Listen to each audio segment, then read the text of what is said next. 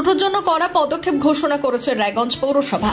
সেই জন্য ইতিমধ্যে রেজিস্ট্রেশনের কাজ শুরু হয়েছে।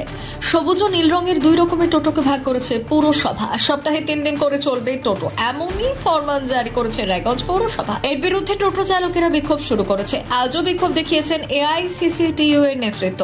তাদের দাবি, অবিলম্বে রায়গঞ্জ পৌরসভাকে এই সিদ্ধান্ত প্রত্যাহার করতে হবে, কারণ জেলায় কোনো শিল্প নেই। বেকার যুবকরা বাধ্য হয়ে টোটো চালিয়ে সংসার চালাচ্ছে। এমন হঠকারী সিদ্ধান্তে রায়গঞ্জে বহু মানুষ বেকার হবে বলে জানিয়েছেন এআইসিসিটিইউ এর উত্তর দিনাজপুর জেলার সম্পাদক গণেশ সরকার। তিনি বললেন, পুরসভা ও জেলা প্রশাসন সিদ্ধান্ত প্রত্যাহার না করলে আরো বৃহত্তর আন্দোলনে নামা হবে। টোটো চালকদের পেটের স্বার্থে এই আন্দোলন বলে জানিয়েছেন তিনি। যখন আপনারা পঞ্চায়েত অফিসে বা পৌরসভায় জমা দিতে যাবে, তখন আপনাদের কাছ থেকে না হবে আরো 600 টাকা। কেন 600 টাকা না হবে? না, আপনাদের কপালে একটা করে তিলক কেটে দিবে।